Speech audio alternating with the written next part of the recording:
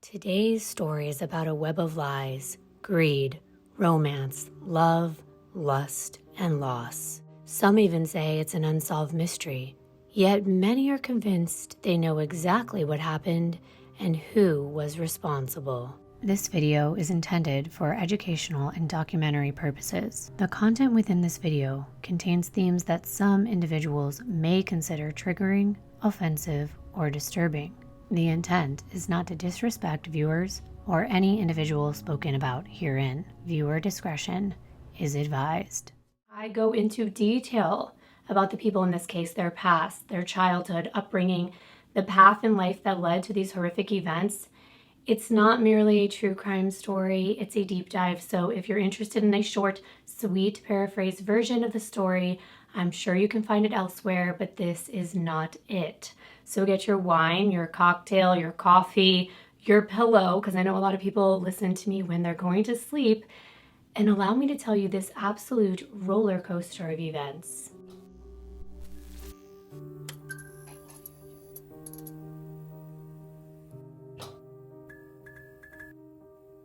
Deadly deep dives. A quick background change while I tell you this next thing.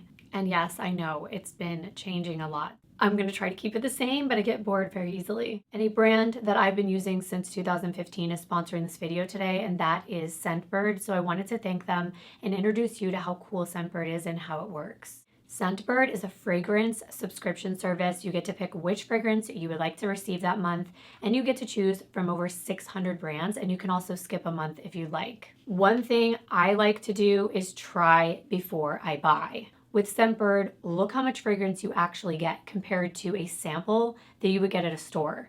Each bottle is a 30-day supply, but for me, they last way longer because I have collected so many of them now. I'm actually a perfume collector.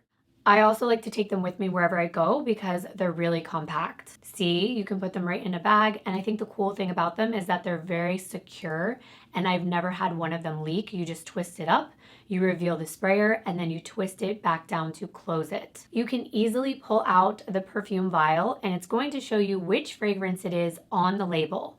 Then you place it right back inside the case and twist it down. The last 5 fragrances that I received will be linked below, but I wanted to tell you which ones they were.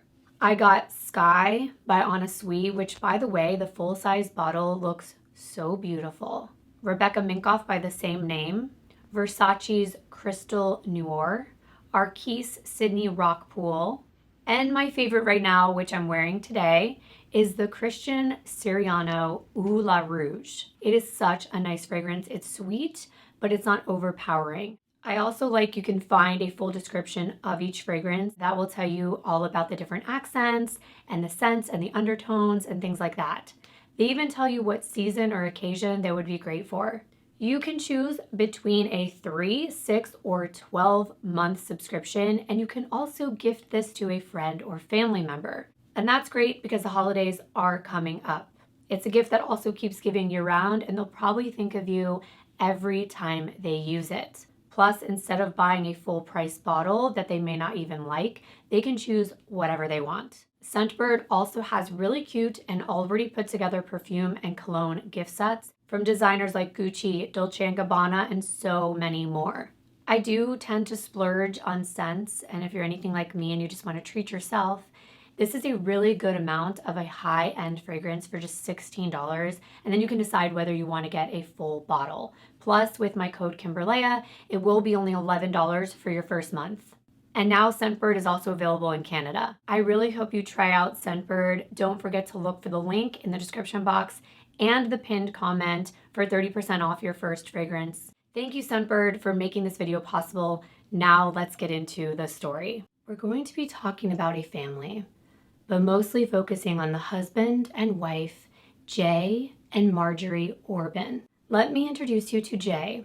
Jay Orban was born on September 8th, 1959 in Phoenix, Arizona, to parents Jake and Joanne Orban. Jay was their second child. Their firstborn was Jake Jr. He was 6 years older than Jay, and the Orbans lived in a very small town in Pennsylvania called Cannonsburg. The family actually made the move to Arizona when Jake Jr. was only 3 because he had really bad asthma. and the doctors actually suggested that they move to a hot, dry, desert climate, which is known to help with lung conditions, and specifically mentioned Arizona. The Orbans had a good life. They lived in a nice neighborhood where the boys could enjoy playing outside, riding bikes, playing sports, and building forts. Normal things that kids do. Jake and Joanne made sure to emphasize morals and family values, which is why the brothers always believed that family came first. By the time Jay was a teenager, he was already tall and had a slim, muscular build. By the time he was in his 20s, he was already 6 feet tall and over 230 pounds. He was known to have striking blue eyes and a full beard, which he kept throughout his entire life. And friends say that his brown hair was already thinning, but what Jay lacked in looks, he made up with personality. He was very friendly, generous, and very ambitious. He always had business ideas, and he really was a true entrepreneur from a young age. He was already working in his early teens, and after graduating from Cortez High School in 1977, Jay started his very first company called Landscape Matters. He ended up bringing in more money in just 2 days than most people made in a 40-hour work week.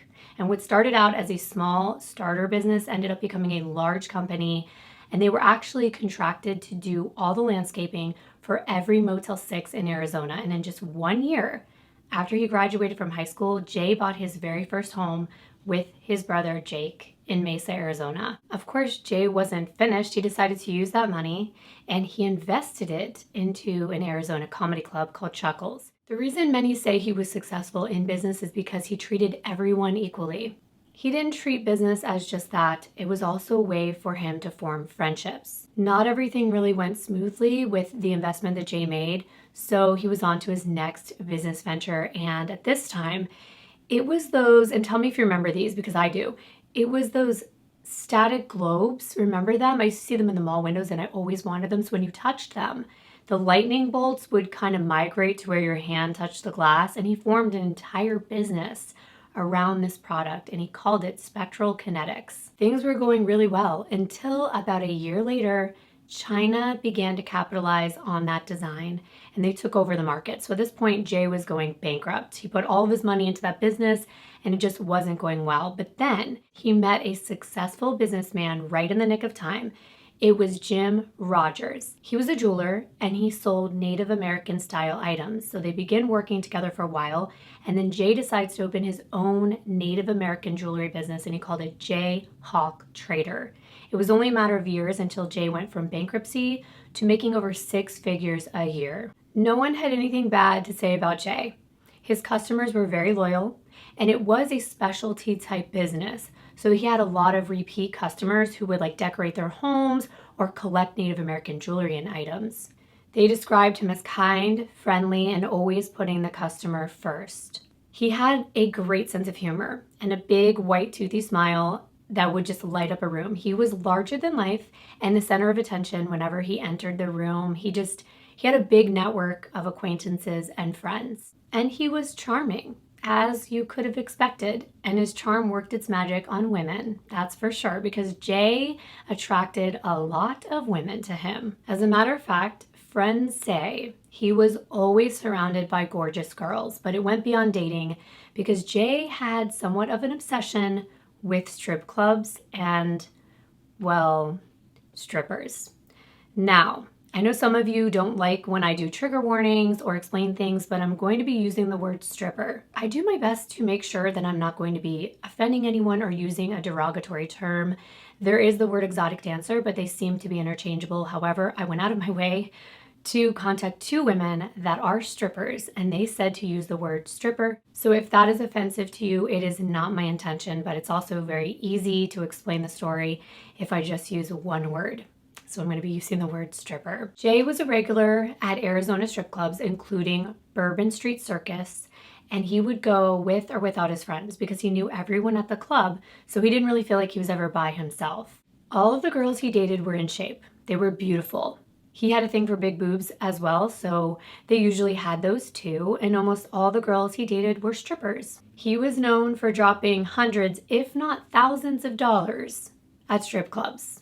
Anything from giving the girls cash to expensive gifts and he had so many different girlfriends, his friends couldn't keep track. He really was living his best life, and he had wads of cash. In 1984, he decides to buy a house. It's on an acre of land in Phoenix. It was everything a bachelor could want. It had a pool, barbecue, a backyard with a volleyball court, and of course, plenty of beautiful women. He always had a party going on at his house.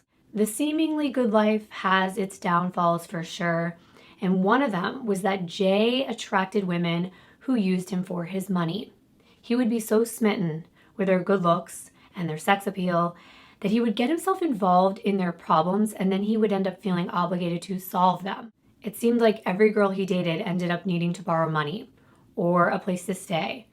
He was so kind that he would never turn them down. These relationships would end just as fast as they started, but he was enjoying the life he was living. He was too busy working to maintain a serious relationship anyway, even if he wanted to. But one night in 1985, while he was out at Bourbon Street Circus, he met the girl of his dreams, a woman who introduced herself as Marjorie Marquis. Now let's talk about Marjorie. Marjorie Ann Crow was born on October 29, 1961 in Miami, Florida, to William and Janelle Crow. Marjorie had one older sister named Colleen. When Marjorie was 3 years old, her mom and dad got divorced, and her mom went on to marry a man named Peter Garrett. They had a nice life together. They were above average. They were upper middle class. Her mother was a kindergarten teacher, and Peter was in the air conditioning business. Marjorie didn't want for anything. She had a lot of extracurricular activities. She did ballet, dance, piano, and more. She was also very well-mannered. Her mother spent a lot of time making sure she understood manners and etiquette. Marjorie grew up in an affluent suburb in Orlando, Florida. From the age of 6, Marjorie was classically trained in ballet, jazz, and tap, and she dreamed of becoming a professional dancer. She was not just talented in dance. She was also very smart and beautiful, and by the time she was in her teens, she was tall and lean with blonde hair, brown eyes, and a bright smile. Marjorie would turn heads wherever she went. In dance school, she learned all about New York City, and she craved big city life. She would train really hard to attain the lifestyle and the dreams that she wanted. She also attended one of the most prestigious schools in her area and quickly became a talented majorette. It's similar to a cheerleader, except you are with the band twirling batons and flags. Marjorie preferred mainly older men, so she didn't quite date anyone at her high school. Her first relationship was when she was only 17. She met a man while working at a steakhouse. He was really attractive. He was an older man, 10 years her senior. His name was Mitchell Marquis. He was tall, with dark hair, a full beard and mustache, and he was very successful. He owned a motorcycle shop in the area. It was also during this relationship when Marjorie found out she wouldn't be able to have children, but she was diagnosed with endometriosis. She was completely devastated. She felt empty inside and like her dreams had been shattered because she always knew she wanted to be a mother, and now that would never happen. This new reality changed the way she looked at herself and her life, possibly for the worst. She began filling the void with meaningless relationships, probably to ease the pressure of getting serious with a man who ends up wanting a family that she knew she wouldn't be able to provide. She would just go from one relationship to the next. And in 1980, she started a job as a cocktail waitress at a club called the Church Street Station. It was actually a huge tourist attraction. The cocktail waitresses would serve booze, but they would also do these little dances when they delivered the items to the patrons. She was making great money. She enjoyed her job, so she remained there for 5 years. Back when she was 19, Marjorie married for the first time. Her relationship was with Mitchell Marquis. They had become serious, and he proposed on March 28th, 1981, and they were married in Orlando, Florida. Marjorie just couldn't keep a commitment. It seemed like she would be content in the honeymoon phase, but then things would just fizzle out. And anytime she would meet a better looking man or someone that was richer, could give her a better life, she would start a new relationship before she even ended her current one. And she jumped from one man to the next with no shame whatsoever. She had very high expectations. She would become bored really easily and looked for perfection, which she could never nail down. And obviously, she wasn't perfect. She was actually known to be sweet to people's faces, but then cruel at heart and not genuine. People claimed she would put on a show and be whoever you wanted her to be to get exactly what she wanted, and her kindness was all about her and no one else. She told a friend that she was unwilling to put up with the average person. If someone disappointed her, she would throw them away, and she said she could walk out of any relationship. And though it may sound cold and callous, the only person she needed to concern herself with was herself. There was one thing for certain: all the men in her life had one thing in common that seemed to work for Marjorie, and that was an abundance of cash. Marjorie wasn't a gold digger, according to her. She just had this tendency to attract successful people. There was just something special about her, and they just came flocking to her. While she was working at Church Street, Marjorie would continue to move up the ranks. She was not only a manager, but she was also in charge of choreography for all of the dancers. She was very dedicated and a hard worker, which meant long hours, and sooner or later, her and Mitchell were growing apart. She was never home, and when her shift ended, she would party all night, all over town, and Mitchell was at home, focusing on serious ventures related to his own business, so they ended up getting divorced only a year after they were married. Marjorie said she wanted to go out and do things that were not appropriate for a married woman. Granted, she was young. She's only 19, so I can kind of understand that. They broke it off amicably since Mitchell understood she was just young. At the same time, she was getting divorced. She was also starting a new relationship with a good-looking 22-year-old that she met at a bar. At least she was dating someone closer to her own age, and his name was Larry Tweed. He had big blue eyes and blonde shoulder-length hair. He was muscular and 6 feet tall and 240 pounds. He wasn't only good looking. His family was loaded. They were from North Carolina and they owned a bunch of furniture stores. Only 8 months into their relationship, they got married on June 18th, 1983 in Longwood, Florida. The tables turned in this relationship though, because Marjorie was serious about business and her job, and Larry wanted to go out and party all night with friends, and he basically was too immature for Marjorie. She ended up filing for divorce only 2 years after they were married. This divorce was finalized on October 9th, 1984, but before the ink had dried on their divorce papers, she met her next husband, a singer named Luke Forrest. She met him at work one night. He was performing, and she says it was love at first sight. She was mesmerized by him. He was in his 30s. He was also tall. She had a thing for tall guys, but she was around 5'8", so it made sense. He was also a country boy from Ohio, and Marjorie fell head over heels within weeks, and they were already moving in together. However, things did go downhill pretty fast because Luke was jealous. He was manipulative and possessive, and he would even take all of her paychecks, her hard-earned cash, and dictate how they were allowed to spend their money. He said he was paying the bills, but he was really gambling it all away. And one time, she actually got her car repossessed while she was at work. They end up breaking up, but they get back together a few times. And in 1985, he decided he wanted to move back to help his family with a new business venture to make more money. So Marjorie ends up quitting her job, and they were headed to Ohio. She trusted Luke, and that was definitely a mistake, because once they were on the road out of town, Luke drops a bomb on her. He tells her that the house they're supposed to rent wasn't available for another month. She was wondering what was going on. Wasn't this planned out? I mean, they're literally packed up. They sold everything they owned and they're on the road. She was trusting Luke's promise that they were going to make a ton of money helping his family. But Luke insisted that it would all be okay. He would give a friend a call and they could stay at his place in Vegas. This is when Marjorie was stunned. Vegas was so far from Ohio and that whole lifestyle, and it was a huge move. And she thought, okay, they're going to get settled in a new place again, and then they're going to have to move. And it seemed like a lot of stress, but she trusted Luke. They were only supposed to be there for a month. She was not a stripper at this point. She was a cocktail waitress and a dancer. But soon they were running out of money. It was expensive to live in Vegas. She still trusted Luke that things would turn around, but then he started pressuring her to strip to earn extra money, and the relationship was just toxic. Marjorie didn't understand because she was making pretty good money.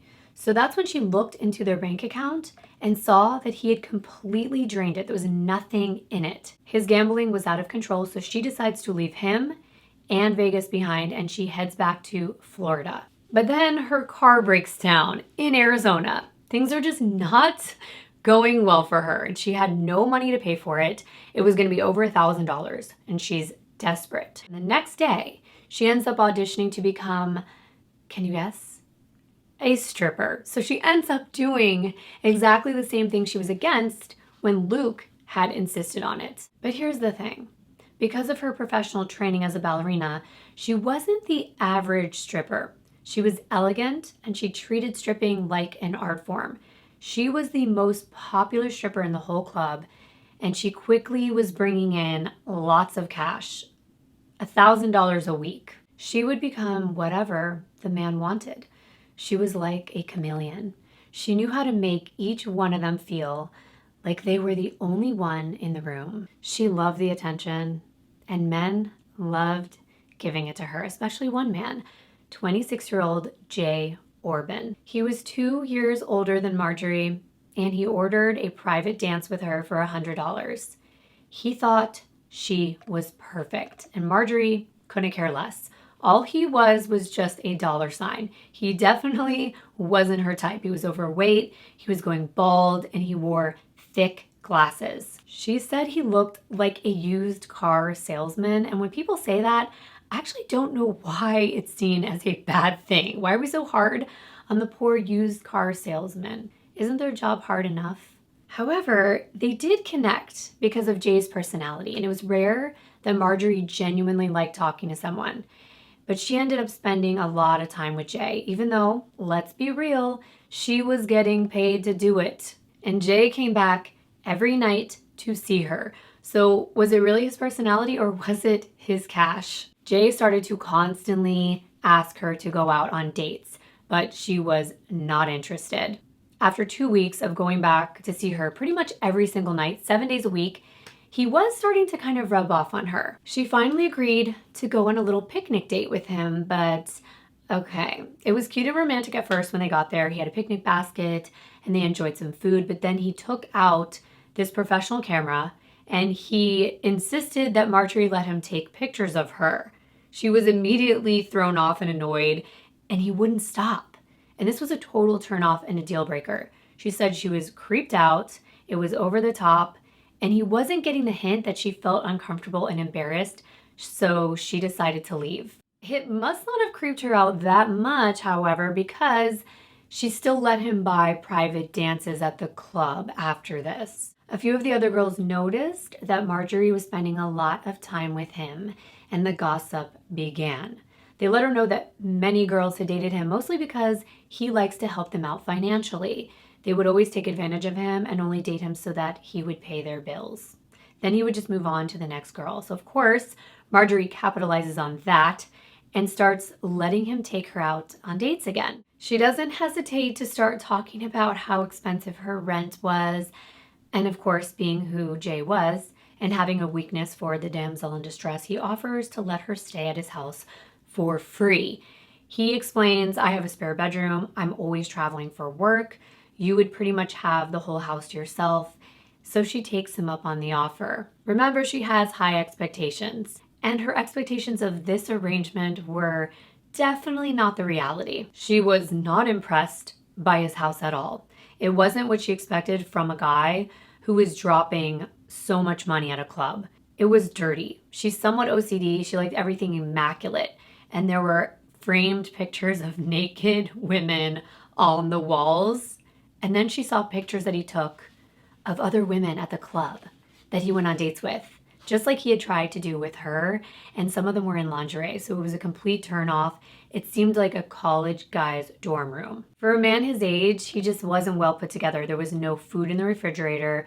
There was dust and dirt piling up, and it was disappointing. Marjorie worked for hours. She scrubbed, she cleaned the whole house room by room until it was completely spotless because she could not live in that filth. Of course, when Jay came home and saw this, he was even more enamored with her. A beautiful woman that can clean and cook. Sooner or later, Jay became increasingly obsessed with her. He started begging her to stay home, and he asked her, "How much do you make in one night of stripping? I'll just pay you." So he eventually started paying her $500 a night to stay home with him. Eventually, one thing led to another. I don't know if it was out of pity or if she actually just wanted to give him a chance, but they end up hooking up. She says that there are no sparks whatsoever and explained he was not good in bed at all. He was sweaty, and after huffing and puffing and like rolling around under the sheets and not even knowing how to please her, he just rolls over and says, "That was so great." She didn't know what he was talking about because to her it was terrible. And then he just turned over and fell asleep. This is not something that she could handle because sex was very important to her. And Jay just didn't do it for her. It didn't matter how many dances he purchased or how many bills he paid. She was done. She was back on her mission to return to Florida. However, Jay told her that he loved her and he begged her to be with him and have a life together, but she turned him down. He never got over her. Of course, we wouldn't be talking about them if they didn't meet again. So please stay tuned to find out what happens when they do. When she finally got back to Florida, she reached out to an old friend that lived there. His name was Michael J. Peter, and they met while she was working as a cocktail waitress. He was very well known within the exotic dancing community, and he had actually revolutionized the way that the strip club industry operated. In 1973, he was the very first person to incorporate the more classy look and feel to strip clubs. He had bouncers who wore tuxedos. The dancers even took classes to learn the proper way to speak to people and carry themselves, and they were required to take etiquette classes. He was working in the hotel industry, so he really took a lot of those aspects and brought them into the stripping community. He was inspired to do this, he said, after visiting a club with a bunch of, as he put it, ugly girls with haggard-looking hair. They had no makeup, fat bodies. And instead, his strip clubs would only hire knockouts. They had to have perfect bodies, great hair, a face full of makeup, and many of these women would actually get plastic surgery just to work at his clubs. The entire club was decked out in such a beautiful way. They were like five-star restaurants. They would bring the food out on a silver platter, like literally. And the strippers would come out in ball gowns before they would strip down naked. He opened his very first club called the Dollhouse in South Florida. It was very successful. It was bringing in almost 6 figures a week in just the first 6 months. He ended up opening these luxury strip clubs all over South Florida, and he was making over $10 million a year. This is also what my dad did before I was born and how he ended up in prison. I know that some of you want to hear about that. Michael ends up giving Marjorie a job at the Dollhouse in Fort Lauderdale. That's where I was born. And this city had some of the best nightclubs and restaurants. It attracted all kinds of tourists, and the clubs were a major tourist attraction. Now Marjorie was making over $1,000 a night. That's the equivalent to $3,000 today. When I was talking to the strippers that I reached out to, they said this is one of the reasons it's so hard for them to abandon this industry, because it's really hard to go back to a 9-to-5 job, especially because you're making cash when you're stripping, and cash is king. There's no waiting around for a paycheck. In the summer of 1986, Marjorie meets her fourth husband, Joe Cannizzaro. He's a tan, dark-haired Italian man from New York, and he has a big, bright white smile. He was doing really well. He had his own tile business. He was 33 and she was 24, and in less than 2 months, they got married on October 10th, 1986. It was his first marriage, and she lied and said it was only her second. This wasn't unusual.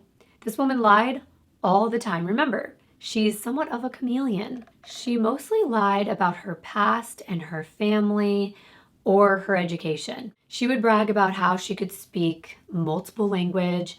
She had advanced degrees and she was friends with a bunch of celebrities, which were all lies. She just craved attention and praise and she thought she was larger than life. Is this possible narcissism? What do you think? Or was it just because she's young? Can you remember back to when you were 24 if you're older now? After a few months at the dollhouse, a new idea popped into Michael's head. He wanted to start a burlesque show at the club called the Platinum Dolls, and every girl was required to bleach their hair almost white. Marjorie jumped at this opportunity. It was expected to be a hit, and Michael planned to expand it beyond just the local club scene. He wanted the girls to be dancing all over the country, if not the world. This was huge. She auditioned, and you could have guessed, she got a spot. Not only that, she was given the job as the producer of all the shows. And this was really big for her because not only was she making a salary for coming up with all the costume ideas, all the dance routines, but she was also in the Platinum Dolls. So she was set to make a lot of money. Undoubtedly, she was a badass. She was in charge of almost everything and the girls looked up to her. She took many of them under her wing and she became their idol. All the girls were required to look exactly the same. It was mandatory for them to be super tan. So many of them, including Marjorie, would be tanning and tanning beds every single day. That is so bad for you. They're basically risking cancer to look this way. And they also had to have either large breasts naturally or get implants and bleach their blonde hair completely platinum white. And if they didn't have long hair, then they had to get hair extensions. But Marjorie wasn't mad because this was partially her idea. She loved this look and she ended up keeping this look even after the gig was over. Soon, Marjorie was booking gigs all over the country and she even hung out with Motley Crue. And if you've never seen the documentary on them, let's just say they are really naughty. It was 1987. She was riding on the back of Harleys down the Sunset Strip with the band in Los Angeles, and they even had her in their music video for Girls, Girls, Girls, and I tried to figure out which one was her. She was in a fuchsia bikini, but I couldn't quite spot her. Maybe this was her. I don't know, but these were the best years of her life. But it seems you have to take the good with the bad, and Marjorie soon got into drugs like cocaine. She swore to her friends it wasn't something she made a habit, but her marriage started to fall apart. She actually didn't feel like she needed her husband, Joe, anymore. He just didn't go with her new lifestyle. So they ended up getting divorced only 2 years after they were married on October 19th, 1988. Just a year later, she meets her fifth husband, Ronald McMahon. He was 56 and she was only 28. Ronald is attractive and he's rich. He owns an excavation company. He has houses all over the US, and she mostly spent time between his Florida house and his New Jersey house, but he would take her on lavish vacations every weekend. She was even driving his $80,000 Ferrari. I didn't even know they made $80,000 Ferraris. That's how much I know. He sounds like the perfect man for her. They were truly living the best life. They were eating at 5-star restaurants, partying with affluent people. He bought her anything she wanted at any price, expensive clothes, jewelry. He would fly her to Broadway shows on the weekends. But can you guess what happened? They got divorced only 2 years later. Are you seeing a pattern, the 2-year thing? This keeps going. The 2-year thing is definitely a thing with Marjorie. And this was when Michael J. Peter started to pursue her. Remember him? He was responsible for changing her life. He was the owner of all of the clubs and the Platinum Dolls. So not only was he her boss, but now he wanted to be her lover. It was perfect because they were both single for the very first time since they had met. And it wasn't too long before they got into a serious, committed relationship. Marjorie moves into his mansion, and now she is truly living an extravagant life if she wasn't already. She had already experienced so much with other men, but I'm telling you, she really upgraded this time. They lived a life of complete luxury. They indulged in anything they wanted, vacationing in the Caribbean, private chartered yachts anytime they wanted. I find all of this so interesting, and that's why I'm going into detail. But they were partying in France, going to events like the Cannes Film Festival, and Marjorie got anything she wanted. Expensive over-the-top fur coats, jewelry with like the huge heavy diamonds on her neck. anything that was flashy and made her stand out. The couple was also featured on a popular TV show called Lifestyles of the Rich and Famous. This show was all about showcasing the most extravagant lifestyles and usually toured homes of singers, athletes, and successful businessmen like Michael. It's kind of like MTV Cribs on crack.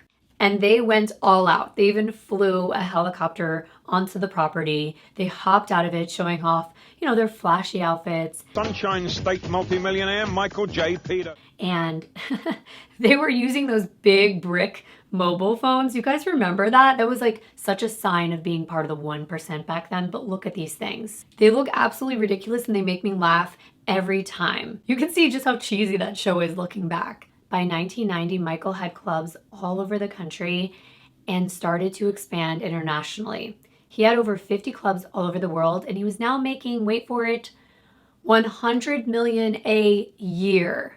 I don't even know what I would do with all that money. Now, this whole relationship going forward confuses the hell out of me, and I really wish it would have turned out differently because it could have saved us from the nightmare that followed. But in 1991, Michael plans this holiday trip to New York City to visit his family. It was romantic, beautiful. Just the city was decked out with twinkling lights and the big Christmas tree in Rockefeller Center.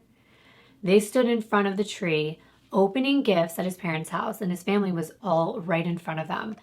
Then he hands Marjorie one last box. You could guess what's going to happen. She opens it up, and it is a flawless 4-carat diamond engagement ring. What do you think she said when Michael got down on one knee and proposed? She says, yes, of course she does. And his family is actually shocked because Michael didn't seem like a guy who would ever settle down. But Michael says he knew she was the one and only girl for him. Remember, there's something about commitment that Marjorie seems to have a problem with. Her serious relationships don't seem to last very long. The honeymoon phase for her wears off as soon as she's locked down. When the couple returns to their normal routine, which is anything but normal, in my point of view, things changed. Michael's in demand. Women were always trying to get with him. Of course they were.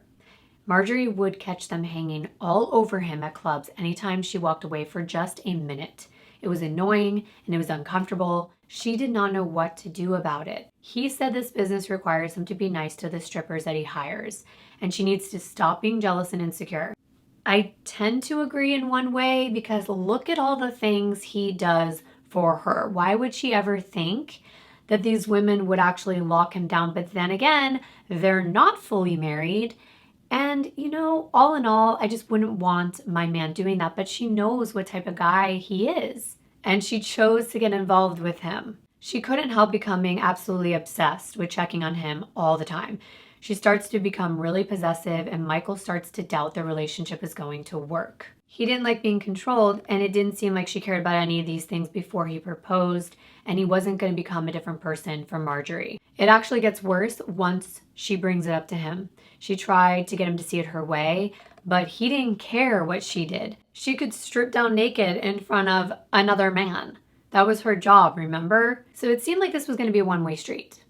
After she confronted him, it seemed like he was purposely going out of his way now to make her angry by flaunting all of these beautiful women around. She did not trust Michael at all. They argued all the time. They were miserable, and he finally had enough. He said he regretted proposing to her, that he was living a nightmare, all the while giving her the world, but it was never enough, so he broke it off. He told her it was a huge mistake. She wasn't the woman he thought she was, and she wasn't a girl any guy could marry. That's why her relationships always failed. He told her that the men would start to see her true self. This was devastating to her. She was about to lose everything, but deep down inside, both of them knew they could never give each other what they really wanted. Marjorie wanted a devoted husband that appreciated and respected her and doted on her, not because she was a trophy wife, but because he truly loved her. She also wanted children. Even though she knew she couldn't have one, she pictured adopting and raising a family. It was 1992. Marjorie was 31 years old. She was becoming anxious about finding a man to settle down with and start a family. It's interesting because I feel like this happens at 30, I swear. So many of my friends, and even I felt this way, but it feels like at 30, you just have this overwhelming desire to have children, settle down. It doesn't happen to everyone. But it seems like for the women who want to have children, age 30 is when you start really thinking about it more. After her breakup with Michael, Marjorie ends up getting married for the 6th time. Yes, husband number 6. He was a handsome man named Milan. He had dark hair and he was Danish, and he was actually one of her dance partners for a long time. They get married in April of that year, only a few months after Michael had left her. So you may be thinking, is this the one? And no, it's not, because it's not a loving relationship. They were merely friends. Marjorie was doing him a favor. He had no interest in her romantically. He was actually gay. He needed a visa to stay in the US, and she was doing him a favor so he wouldn't get deported. They did a quick courthouse marriage and a quick divorce right afterward. In early 1993, Marjorie leaves Florida and never goes back. Instead, she headed back to Vegas in hopes that she could become a real Vegas showgirl, which is not an easy feat. She was motivated and ambitious. She packed all of her things up and she was out of there. Being a Vegas showgirl is not an easy job. It requires girls to be in the best physical shape possible. It's a professional dancing job. It requires you to spend several hours a day, every day, dancing and practicing. You must have endurance and stamina. Plus, Vegas showgirls have to get on the scale every single week and get weighed. And if they gain weight, they can get thrown out of the show. The auditions are brutal. You have to be able to accept failure and rejection. Marjorie had no choice. She had to get this job because no one was supporting her anymore. Well, Marjorie was lucky, and she was talented. She landed a job at Club Paradise. This was somewhat of a dream for her. And for 2 years, she danced almost every night, 5 nights a week, in these beautiful outfits. They had like feathers all over them, cute little bikinis covered in gems and sequins and rhinestones. And of course, you could have guessed, she attracted a lot of men and had a number of casual relationships. But by 33, she was dying to settle down and have a true love in her life. She had never been a real housewife. Though she loved her party life, she had been there and done that. She had never been a devoted wife who cooked meals and sat down and ate as a family in a cozy home, and overall had someone to share her life with.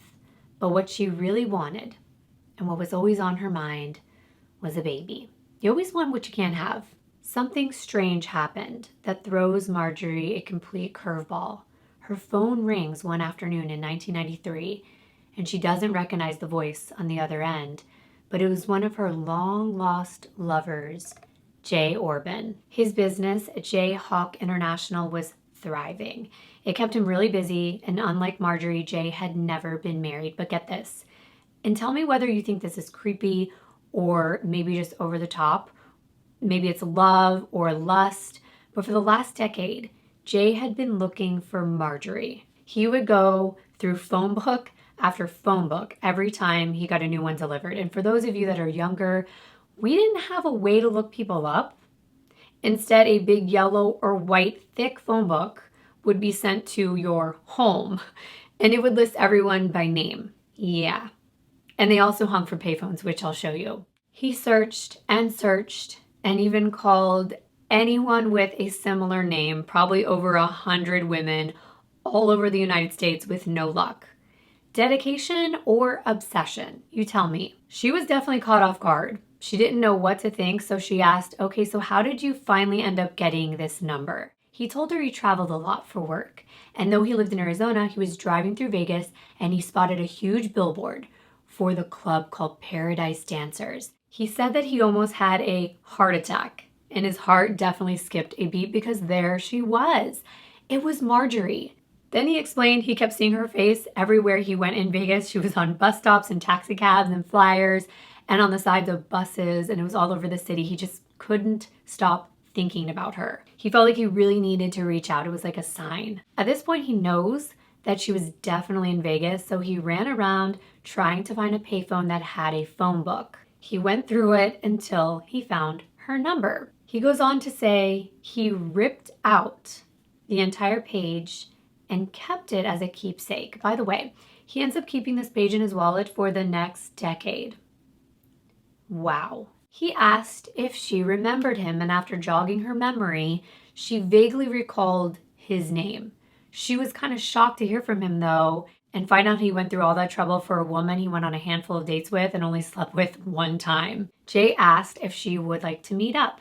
They could grab a drink, and Marjorie was feeling bad for Jay. He went through all of that trouble to find her, so she agreed to meet him that night at a bar called Rio. Marjorie didn't know what to expect. She knew she didn't find Jay attractive 10 years ago, so she wondered if he had changed for the better. She felt like she had. She was in the best shape of her life, and it showed because Jay could not keep his eyes off of her. As soon as he saw her, he told her how beautiful she was, even prettier than before. On the other hand, Jay did not look better. He looked the same, maybe worse. He looked like a typical salesman, according to her, with cowboy boots and a big rodeo belt. He was fatter than before, and she was not impressed, but she wanted to be kind. After a while, though, she realized both of them had matured a lot and that they wanted similar things in life. They ended up talking all night until the early morning. Jay did have to return to Arizona, but they kept in touch. Over the next 6 months, they became more than friends. Marjorie thought this may be a way to live out her dreams of having a family, so she planned a trip to go see him. At this point, he had been to Vegas a couple times to see her, so it was her turn. Their relationship had become physical, and they ended up having sex a few more times before Marjorie flew to his house. She still was not satisfied in the bedroom, but she was willing to put that aside if Jay checked off all her other boxes. No pun intended. Jay had a new house, but the tacky posters of naked women were still all over the walls. At least he had food in the house, and he had maids to keep it clean, and he was obviously trying to put his best foot forward for Marjorie. They had a great time together, and after a week, she packed up her stuff and was ready to fly home, but then Jay pulled her aside, got down on one knee, and she couldn't believe it. Damn, I can't even get one guy to marry me, not one, and here she is on husband number 7. I wonder how much all of those rings would cost combined. Jay is sitting there waiting for her to answer, and she's just like staring off into space thinking. There were all these thoughts running through her head. She would have to leave her life of luxury behind. She wouldn't have the same opportunities or earning potential. She would have to rely on Jay. The type of guy she dated before. He was no Michael J. Peter. That's for sure. She says no. She couldn't lie to him. She wanted to be honest. She told him, "You're lovely to be around, but I'm not in love with you." You think she was really in love with all the other guys that she married? I don't know. It's kind of an excuse. I feel like it was just because he didn't have enough money. Jay was so broken. He was completely speechless. This was truly the woman of his dreams. She left, and he fell to the ground, angry and completely heartbroken. They did keep in touch here and there, and Jay knew he wouldn't give up. He would find a way to make her his. He wouldn't take no for an answer, and a year later, he's back in Vegas, waiting outside her apartment until she gets home. I don't know how I feel about that, but she's surprised to see him. She invites him inside, though, because, it is her friend, it is someone she dated, and he immediately wants to have a serious sit-down conversation. It's like he had rehearsed this a million times, and he probably did. He wants to be with her, and only her, and he would do whatever she wanted in order for her to agree to be his wife. It was a heavy conversation. Marjorie was feeling vulnerable after Jay just poured his entire heart out to her. She doesn't open up to people very often. She doesn't form these strong bonds with the men that she dates or even marries. So it's like the floodgates opened up. She broke down, told him everything she wanted in life, how badly she longed for a child. Then she told him the secret that she had been hiding from all of the men she had been with before. She was infertile. It was such a flaw to her. She cried and cried.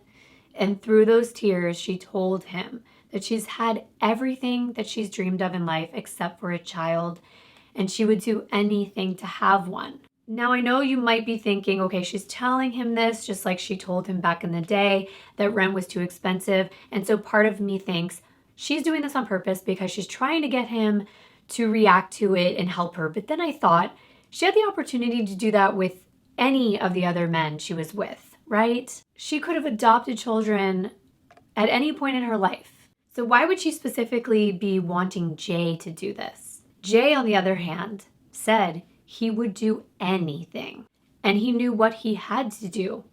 He told her if she married him, he would do anything he could to make her a mother. He promised that he would look into fertility clinics right away. Is this crazy? It's kind of like a business transaction, and he's used to that. He's used to negotiating contracts in his favor, and this seemed no different to me.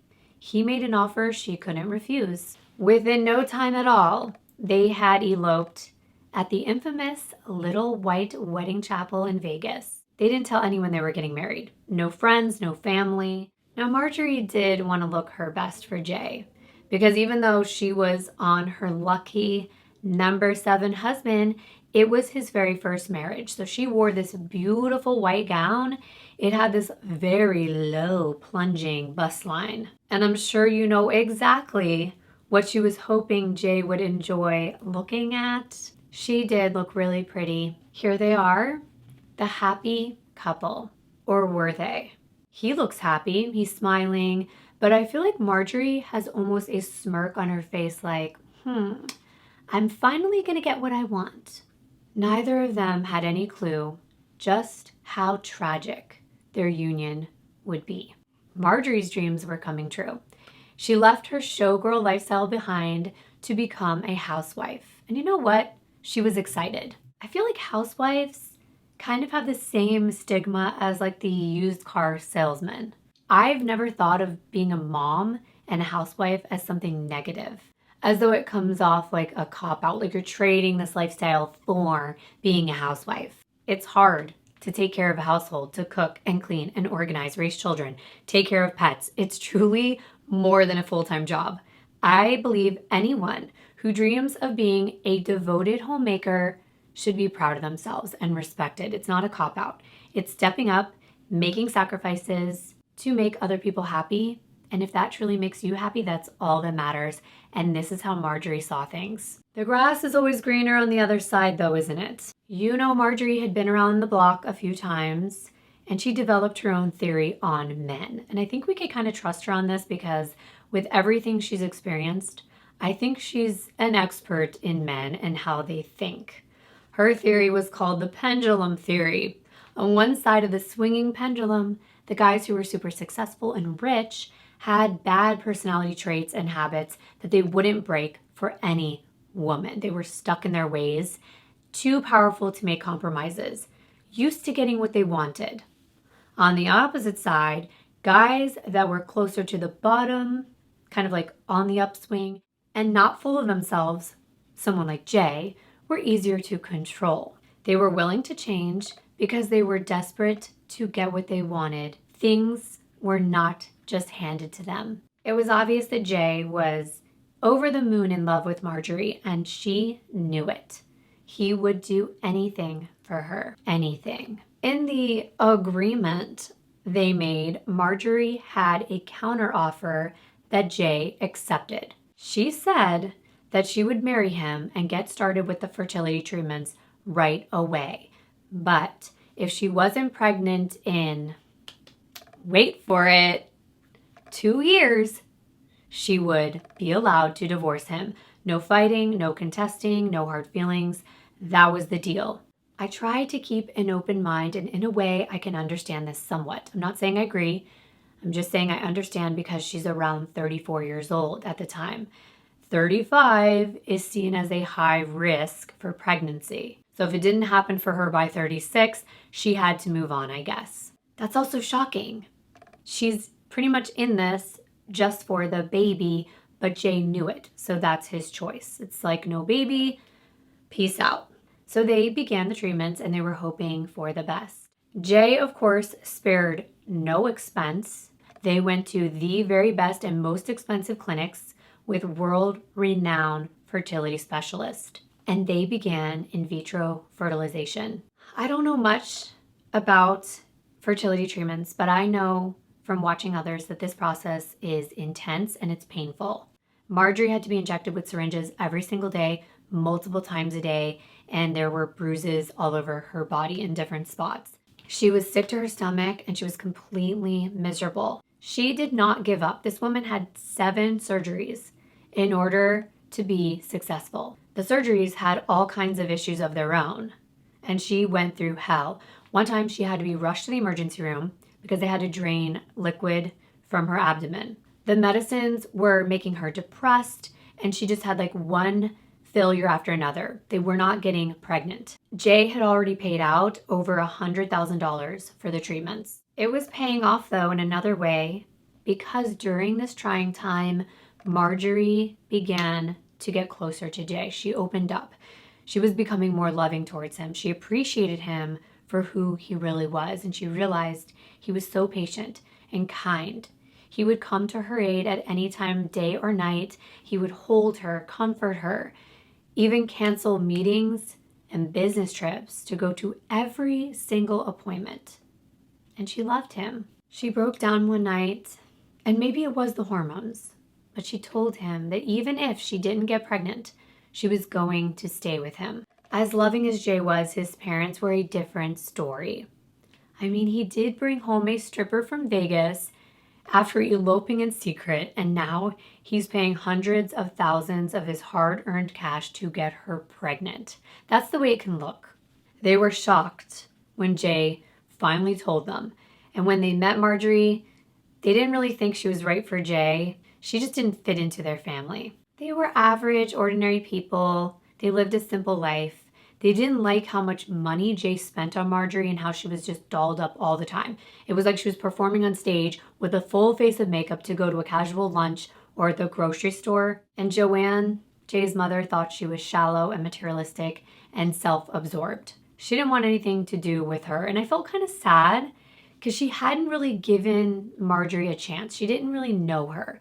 She was pretty much basing this on Marjorie's looks. I can also see why Jay's mother was put off by her. Mothers want the best for their children. It would hurt not being accepted by her husband's family, but Marjorie just didn't really care. She chalked it up to Jay's mother being jealous of how pretty she was and how much Jay loved her. Does this really happen? Does a mother-in-law become jealous of her daughter-in-law? Jay never addressed this with his mom. It seemed like he was completely oblivious to any tension. Marjorie could tell that Jay's mother and father did not approve of their relationship, even though they didn't even know she was a stripper. She lied and told them she was a choreographer. She also said she was a widow, that she had been married only once before when she was really young, and that her late husband was killed. Yeah, she told everyone that her and her husband were driving on a busy road in Florida. Someone came out of nowhere and hit them, and they crashed. She was then in a coma for 6 weeks, and when she woke up, they told her the devastating reality that her husband had been killed. Of course, his family felt horrible for her and what she went through, especially because she said that she was on life support and had to have multiple surgeries on her face in order to conceal all of the scars. That's a pretty intense lie. And I'm really nosy. I'd be asking to see a picture of her ex. I'd want to find out what his name is. I'd want to try to look it up in the newspaper articles. I'm just a total skeptic. And that wasn't all she lied about. No, listen to this. She said she had 8 brothers and sisters, that her parents had 9 children, and her family was really large and loving, and they were all doing amazing things all over the world. She also lied that she was a twin. A twin. Okay, and we're never gonna see this twin. We don't know anything about this twin, no pictures, no nothing. If she was really planning on staying with Jay, wouldn't they want to see this twin at some point? But it was a twin brother. So maybe she would end up just, if she had to, paying a male friend to come over for dinner. I don't know. But her supposed twin is this famous model, and he's an escort. He just moved to South Africa with an older woman whose husband just died. Like, I don't know if she was testing whether the family would be shocked and judge him. That way she would know whether she could ever admit she was a stripper. I could not think of any other reason why she would lie about this. Then she goes on to show Joanne a picture of this hot blonde guy in some random magazine and pretend that's him. She is off her rocker. Oh, and her sisters are also twins. So they have two sets of twins in the family. And her twins are dancers for Siegfried and Roy. This is just too much. And her mom and dad supposedly died. Too bad for her. Some of her lies kind of fell apart because her real sister, and she only has one, dropped by one day for the holidays while driving through Arizona because she's actually a long-haul truck driver, not a model, and she's definitely not someone who would be dancing on stage. Marjorie is completely embarrassed, so as soon as Colleen leaves, she tries to excuse all of her lies. She says, yeah, a couple years ago, my sister found out that her husband died, and she remarried to one of her friends because he was like consoling her. But then she found out he was having an affair with a lesbian that was renting a room in their home. I'm trying not to laugh, but I can't take the lies. I don't understand the point. Jay's parents had no reason not to believe these lies, but Jay's brother, Jake Jr., didn't buy it. He told his parents she's absolutely ridiculous and told them he thought she was a pathological liar. The parents are kind of putting two and two together and they wonder, is anything that comes out of her mouth true or not? Jake was not a fan of Marjorie. I wouldn't say he hated her, but he didn't trust her and he just wished his brother chose someone else. At this point, he's definitely keeping an eye on her. Mother's intuition. We've talked about that before, and Joanne had this bad gut feeling about Marjorie, and it just wouldn't go away. She would tell Jay's brother all the time that she had this overwhelming feeling of dread and concern over Marjorie. The family had no choice but to accept her because they love and respect Jay. They didn't want to lose him. His friends did the same thing. They didn't approve of Marjorie, but at the same time, they knew how much Jay loved her. Not to mention, from the outside looking in, they seemed like a very happy couple.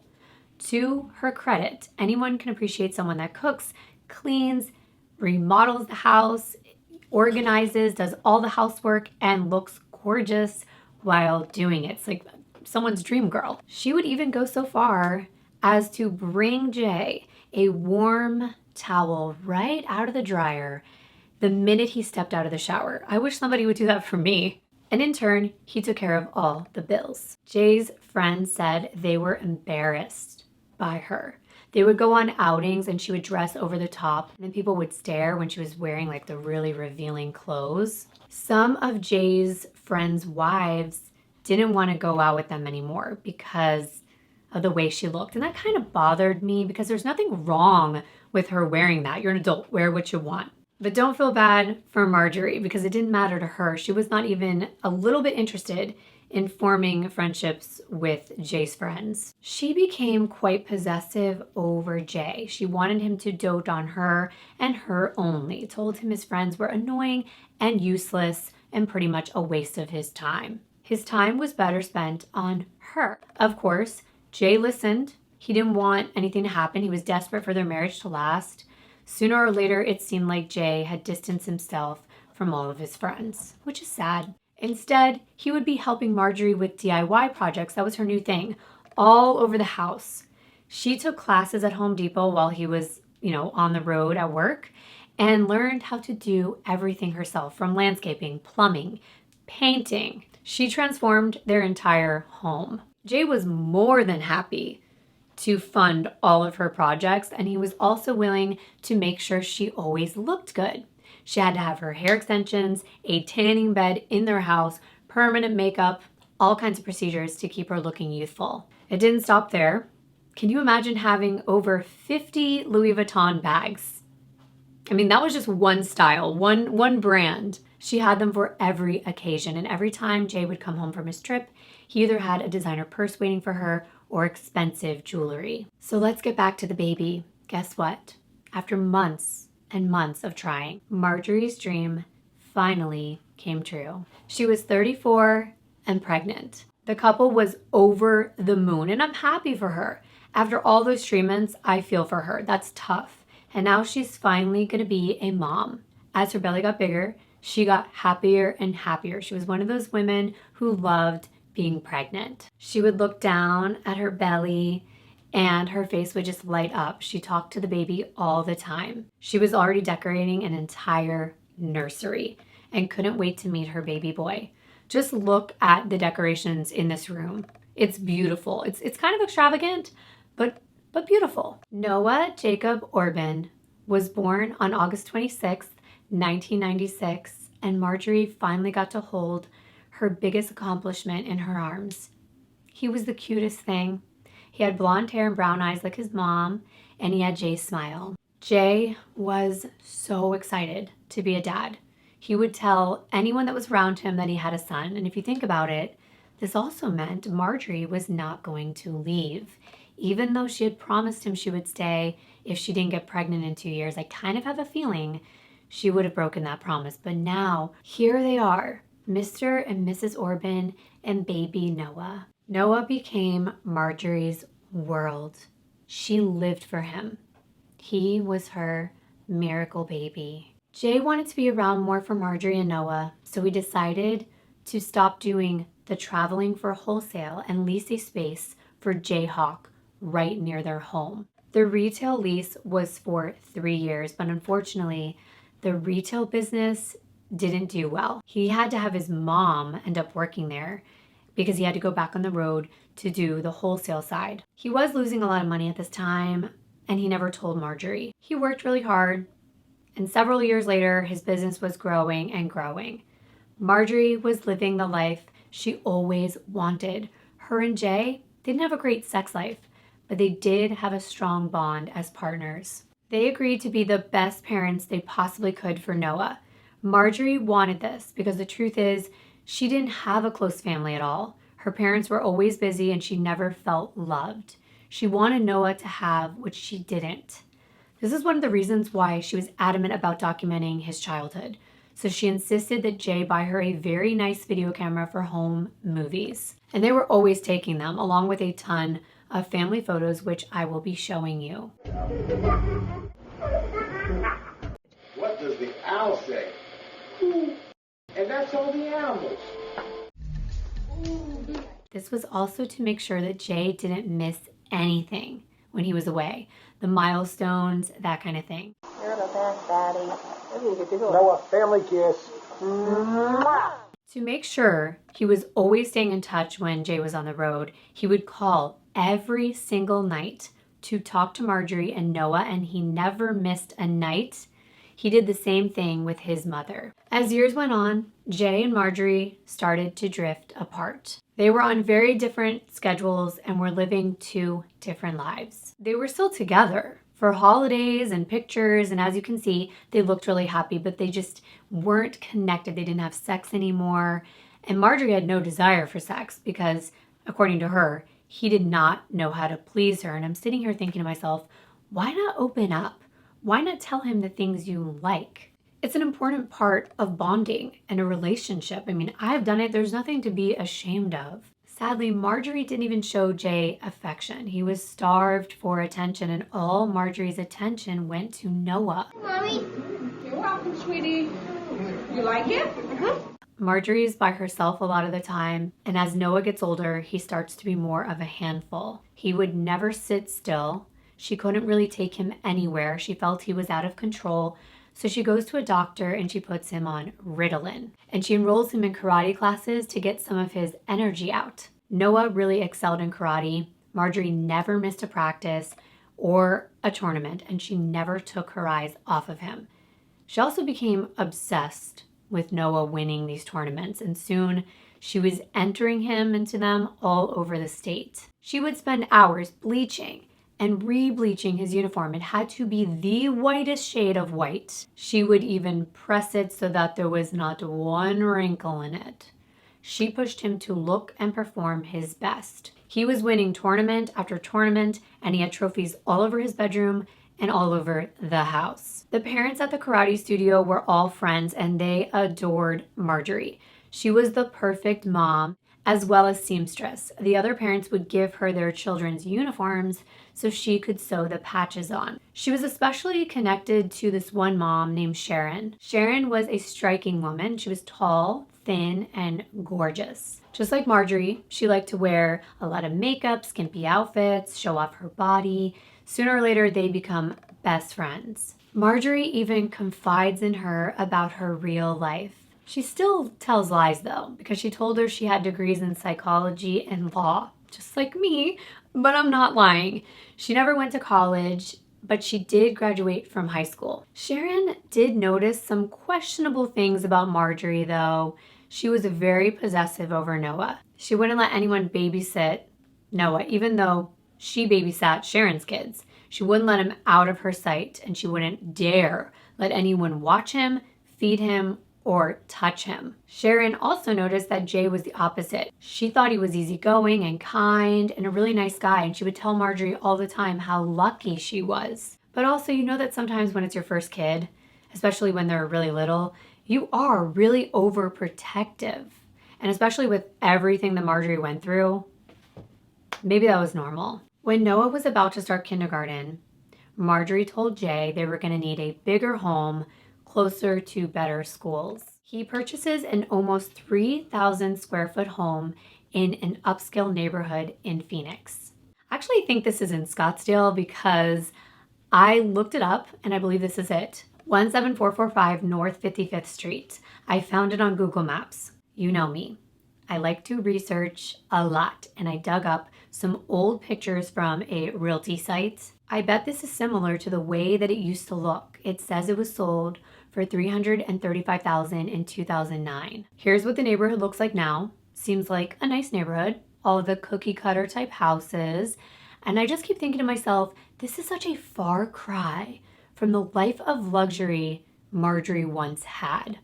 And she was back to her DIY and her home renovation. She refused to hire anyone. She liked the challenge, maybe the control. So she bought a ton of concrete and she constructed a white wrought iron fence around the pool so that Noah wouldn't fall in. You think this is the same fence? Side note, the woman who wrote the book Dancing with Death, it was a book I read to learn a lot about Marjorie. Shanna Hogan, she died last year in 2020 in a freak accident inside her pool with her son. He survived because he was in his floaty. She apparently hit her head on the side of the pool. It's so tragic. That was an amazing book, and it's so sad what happened to her. I'm going to jump to 2004, the year that everything changed for the Orban family in the worst way. No one could have imagined what was about to unfold. On August 26, 2004, they threw Noah an 8th birthday party at Dave and Buster's. They invited all of his friends.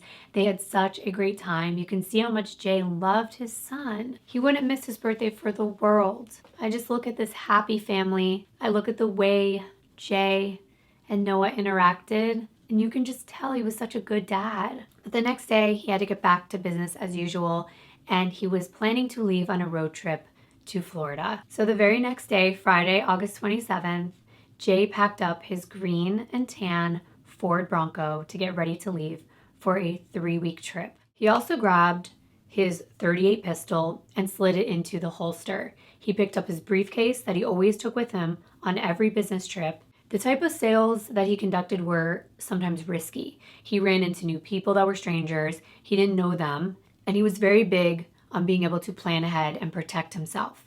He always brought several weapons with him, and he never told anyone the exact route he was taking. The 3-week trip was going to be long. He planned to stop at a number of locations in different states from Arizona all the way to Miami.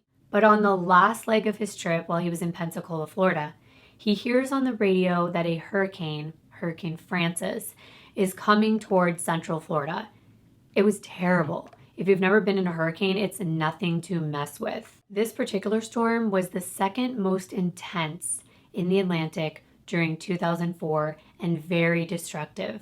It's over 100 now, God. Gee.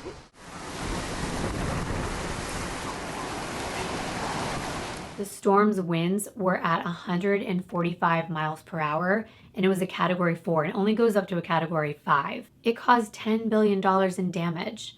So it's a good thing Jay decides to cancel this part of his trip, turn around, and go back to Arizona. Of course, he's frustrated. He's driven all of that way, but it's going to be his 45th birthday in a few days on September 8th. So he figures he'd look on the bright side and get to be with his family after all. On September 7th, he's only 120 miles away from his home. He's in Tucson, where he rents a hotel room and spends the night. The next day, September 8th, he just made it to Phoenix when he gets a call from his mother wishing him a happy birthday. They talk for a little while, and he tells her he's almost home. He'll call her back, talk to her soon. Here's where the real mystery begins. Something goes wrong because Jay never makes it back. He disappeared. It's like he vanished without a trace. It wasn't like him not to stay in touch. A week goes by when his mom really starts to worry. Everyone seemed worried, but Marjorie didn't. She said, you know what? He called on his way back. He planned to make a quick stop home for a couple nights to regroup and then head back on the road to make up for the money he lost. That's when Marjorie broke the bad news to Jay that her and Noah were really sick with strep throat. She said Jay did not want to risk getting sick because it would set him back even more, so he would just roll through, stop at his warehouse, and jump right back on the road. He was supposed to be away anyway, so it wasn't as though the family would be upset or anything, plus he was on the road all the time. She says that he's been calling her and keeping in touch. He just probably doesn't have time to call everyone because he's tied up and he has to make up for all the business deals he lost. She tells them not to worry. She'll tell him to call them the next time he calls. The days roll on though, and nobody hears from him. His mother is frantic. Even if it's true that Jay needs to continue his trip, why wouldn't he have simply called and told his mom, especially since he was supposed to stop by that night to celebrate his birthday? Joanne feels like something had gone terribly wrong. She wants Marjorie to just call the police and make a missing persons report. Marjorie says it's fine. She says Jay wouldn't be home till September 20th, but she talked to him a couple days ago and he was fine. But Joanne just kept wondering, why is he able to call Marjorie and not his family or his friends? His friends and family were calling him, leaving all of these messages. It wasn't like Jay to ignore them. It did not add up. There was a glimmer of hope though, because finally, September 20th comes around. Jay's mom gets a phone call from Jay. She saw the number and she sighs in relief. When she picks up, there's nothing there. There's no one on the other line. It's completely silent. She's calling his name. He's not responding. She's scared. She relays this message to Marjorie. Marjorie says, you know what? I just called him. I left a message to see what's going on. I'm sure it's nothing. Jay's friend then gets a call from Jay. Same thing happens. There's no one on the other end, just dead air. So what would you be thinking? I would be thinking, okay, is someone going to ask for ransom? Are they trying to figure out, who to talk to? What is going on? They decide they need to do something. On Wednesday, September 22nd, Marjorie finally calls the Phoenix Police Department and makes a missing persons report. She tells them he was expected home a couple days ago and the family's worried. 2 days later, an agent was assigned to the case. Her name is Jan Butcher. She calls Marjorie because she needs information so that they can search for Jay. Something I found ironic, interesting, I'm not sure, but the detective really was an identical twin. Her sister Lynn was a police sergeant. Marjorie's calm. She tells Detective Butcher that she had talked to him on the 17th and that she has no idea where he could be. Detective Butcher is not new to this game, and she sensed there was something off about Marjorie. Usually wives are out of their minds with worry. They're completely losing it. They're inconsolable, but not Marjorie. She just told them, I'm not worried. He'd be back. He's street smart. He knows the ropes. He could take care of himself, and he has protection in case anything happened. The only reason she was making the report was to satisfy his parents. Butcher talks to Jay's parents, and they say he's been missing for 2 weeks, not 2 days. And that changed everything. They know he carried a lot of cash with him, very expensive jewelry. They knew he met with strangers, and they were worried he got jumped, or because he drove a really old beat-up Bronco that ran like crap, he had issues and got into a wreck or broke down somewhere. Something wasn't right. This is when things started to unravel. They started digging into Marjorie's life. They begin by contacting some of Marjorie's friends, and there really wasn't many. They start with the neighbors, and it turns out Marjorie wasn't friendly with anyone in the neighborhood. As a matter of fact, last time they were trick-or-treating, her and Noah bumped into one of the neighbors. The neighbor asked, "Oh, where's Jay?" And Marjorie said, and I can't believe this, he was too obese to go with him, that he wouldn't be able to make it around the neighborhood. The neighbor was shocked. She knew Jay. She met him. He didn't look obese to her, and he definitely didn't look like he was unable to walk around the block. He was around 280 pounds at his heaviest, and yes, he did indulge in fast food a lot, but he certainly wasn't disabled. When they contacted Marjorie's friend Sharon from the karate studio, they started to see some of Marjorie's true colors. Sharon was quick to let the detectives know that her and Marjorie were not friends and that she was nervous even talking to them. She said she was terrified of Marjorie, but was willing to let them know what she knew. She said Marjorie told her the whole marriage was an absolute joke. And I can't believe this, but I kind of can because she lies so much, but this one's really mean. She says that Jay was sterile, and that's why they had to do fertility treatments, and that these treatments stripped his sperm of DNA. And so it just leaves the sperm to allow Marjorie to get pregnant. So Noah really didn't have Jay's genes. Do people really believe this crap? She went on to trash Jay even more, saying his penis was so small that they couldn't have sex. And he was jealous and controlling and had so many rules for her to follow that she was forced to clean like a slave and cater to every need, or else he would kick her out and leave her with nothing. Marjorie said Jay was cheating and he had a girlfriend in Tucson. But she didn't want to confront him because she didn't want to ruin their arrangement. Sharon did believe that Marjorie was the victim, and she started to feel sorry for her at first.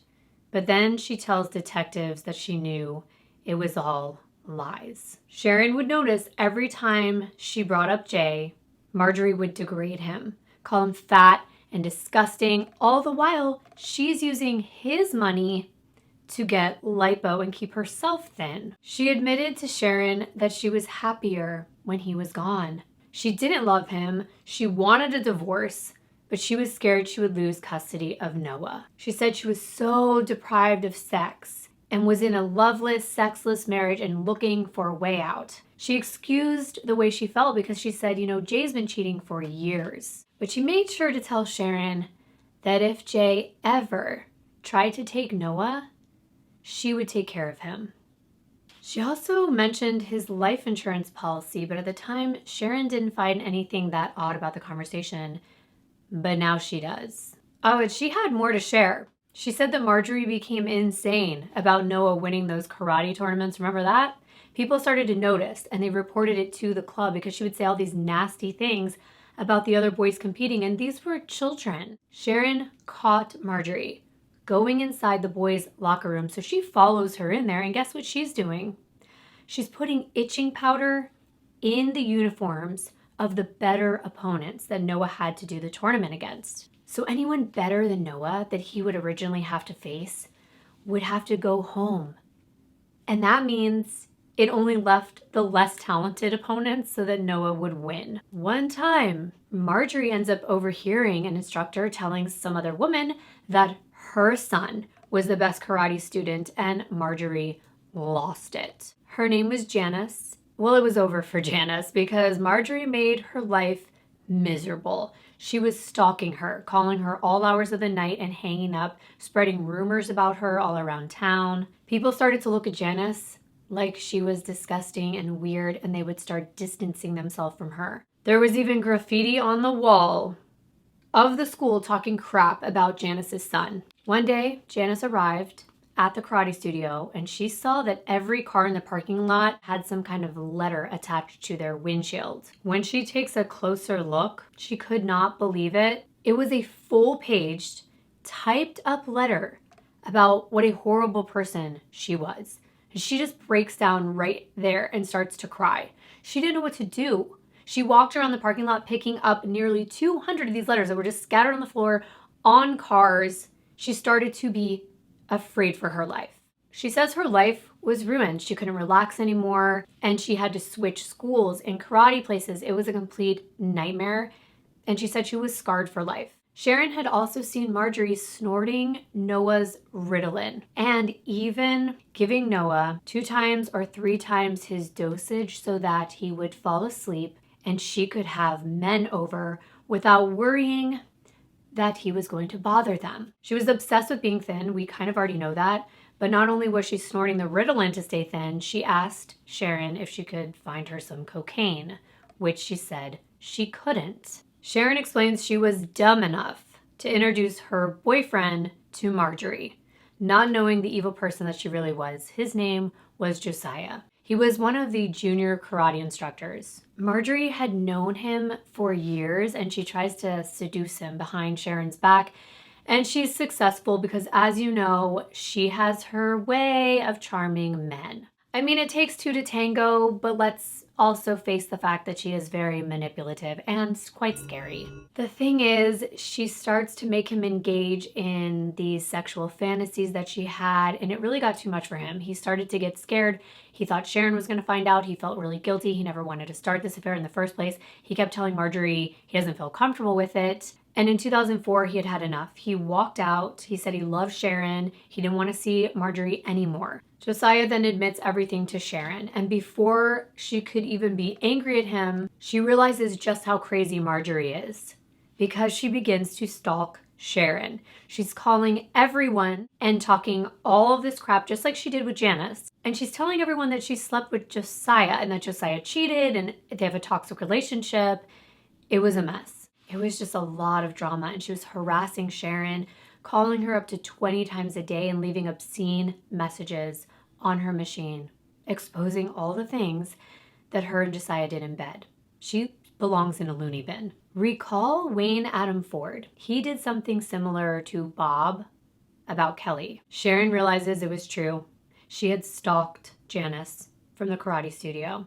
Sharon decides to move, get out of there, and change her last name. This was great information, but it doesn't mean Marjorie did something to her husband. Marriages have problems. People are immature. These things happen. And also, there's no evidence that it really did happen. They could have just had a falling out because she did sleep with Sharon's boyfriend. However, they do focus on the people closest to the missing person. So they start watching Marjorie, taking a closer look at her actions while Jay is gone. They looked into her and Jay's financial records, and it turns out Jay usually provides $500 a week to Marjorie from his account into her personal, kind of like an allowance. But then they discover that right after everyone stops hearing from Jay, Marjorie is making withdrawals from Jay's account. $500 a day, not a week, every single day, maxing out the amount she could take out. She's also making purchases with Jay's credit cards. Not just everyday purchases, everyday items. No, she was going on straight up shopping sprees, buying hundreds and hundreds of dollars of clothes for herself, for Noah, new items for their home.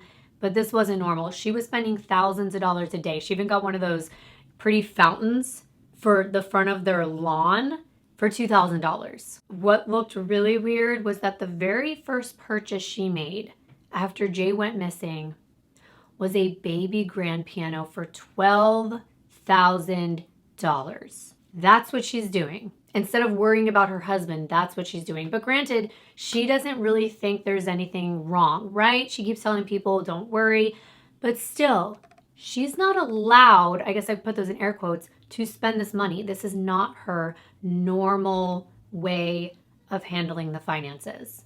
Altogether, she spent close to 50 grand in just a few weeks. They are laser focused on Marjorie. And at this point, Butcher keeps calling her, but Marjorie never picks up, probably because she's out spending all of Jay's money. They keep digging, and it turns out on September 9th, the day after Jay disappeared, around $500 was spent at Target. This purchase was made with the very same card that Jay had used in Tucson for a hotel room and pizza that night before he headed home. So who was at Target and what was purchased?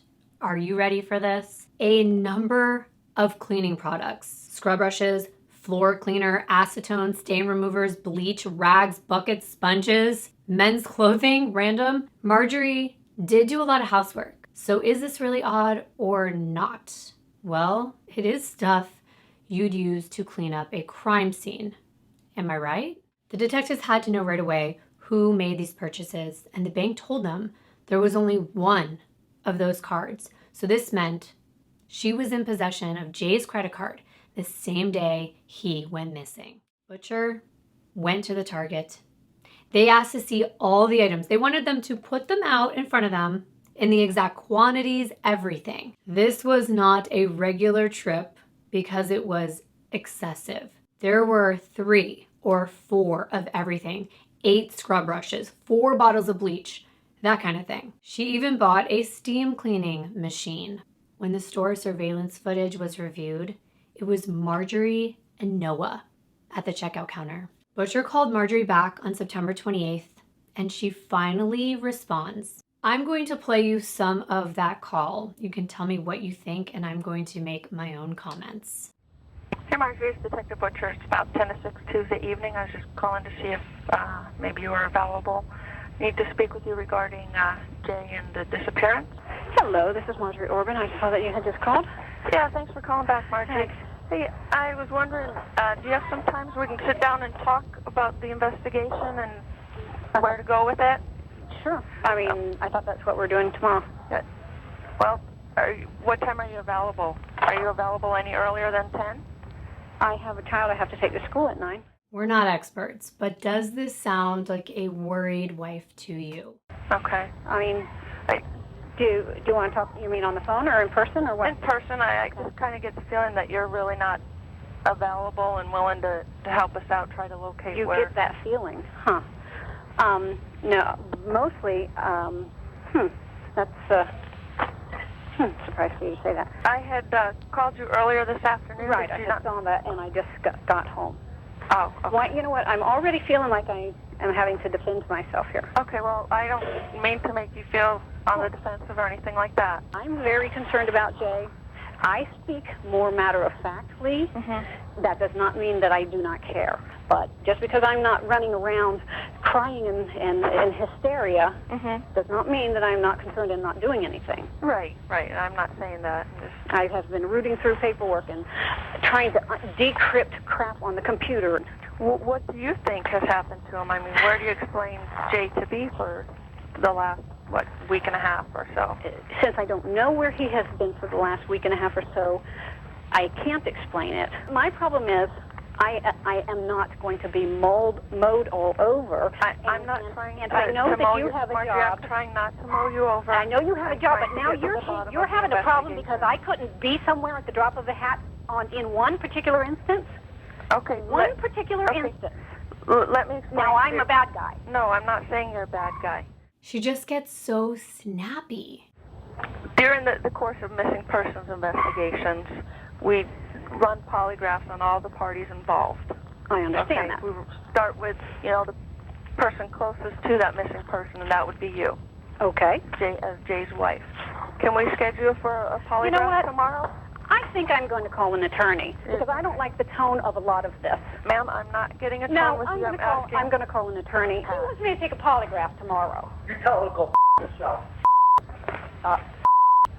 Who's that? None of your business. It's Okay. a friend of mine. Okay. And who was that man? Who was that man yelling in the background? Any guesses? Is this conversation being recorded? Yes, it is. It is. Okay. I would like a copy of that. Okay. I was under the understanding you'd like to have a conversation and Yes. try and get some information rather than throw around accusations that are Ma'am, based on I'm not nothing. making any accusations. Oh, you did make accusations, I think, if you play this tape back. You said that It's I just- seem to be less than cooperative? With all the investigations that I've done, with all the missing persons cases I've been involved in, it's kind of unusual that you're not as cooperative as most of the In what other. way am I not being cooperative? You asked to the house. I'm absolutely happy to do so.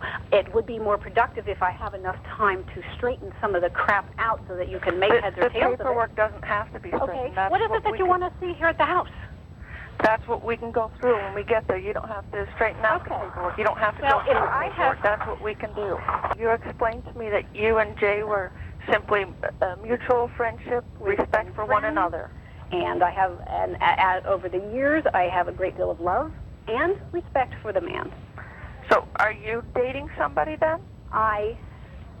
Jay and I are not married. You're not married now. No. Okay. We have been divorced for a number of years, So and you're- we remain together, living together, for reasons that were between us. And if Okay. you think that that's something sneaky and you need to know about something from 5-6 years ago, perhaps we'll get into that if you feel at some point you need to know. Okay. So you were divorced 5 or 6 years ago, Yes. the two of you? Okay. And and between us have an agreement to continue living together as husband and wife. I have his will and I have his power of attorney. And How come you didn't tell me that when... how do I know what I need to tell you? I've never been in a circumstance like this. I haven't done anything wrong. I don't know. Do I need to tell you the color of my toenail polish? I don't Ma'am, I know don't that. care what color your toenail polish But you know is. what I'm saying? How much of my personal life should I divulge? How much Well, shouldn't I? I don't would like know for you that. to be completely honest with me Completely during honest the about investigation. everything in the entire world. As it relates to the investigation, the fact that you Does and this Jay relate to the are... investigation? Yes, ma'am, it does. Okay, I didn't think it did. Well, I know you could have guessed this one. She stops answering Butcher's phone calls after this, so they have to get a search warrant for her home. And they didn't tread lightly. No, they brought the SWAT team, and they mercilessly broke down her front door with a battering ram. I do have some of the audio from that night, not much, but take a listen. State police, open the door. We have a search warrant. Get on the ground. She wasn't alone. A man was with her. He was the same man heard in the background of that call with Butcher, and he fought back against the SWAT team. Who does that? They have to end up tasing him. He falls flat on his face. He breaks his nose, splits his head open. Ouch. It looks like it really hurt. Why be so defensive and fight the SWAT team? And poor Noah, he's in the house, which is so sad to me. This poor little boy has to watch or hear all of this. Now detectives move in to search the premises. They notice that all of Jay's pictures had been removed from the frames. Jay's clothes had been removed from the closet and his drawers, and then they had been replaced with another man's clothing. They find his wallet, all of his credit cards, plus the checkbook he used for all of his business deals, and he never left home without it. He would have had to come home because these cards and checks were used on that trip. They find out the men's clothing belongs to the man they tased. His name is Larry Weinsberg. Marjorie admits Larry is her boyfriend, but she's not having an affair because her and Jay are divorced. Larry was a 60-year-old bodybuilder, and he tells police he only knew Marjorie for a few months. Typical. They met at the gym, and he admits that they had a sexual relationship and it had gotten more serious just a few weeks ago. He would come over when Jay was out of town, but Marjorie had explained the marriage was over and that she was free to do anything she wanted. They were separated, according to him, and Jay was paying for his own place.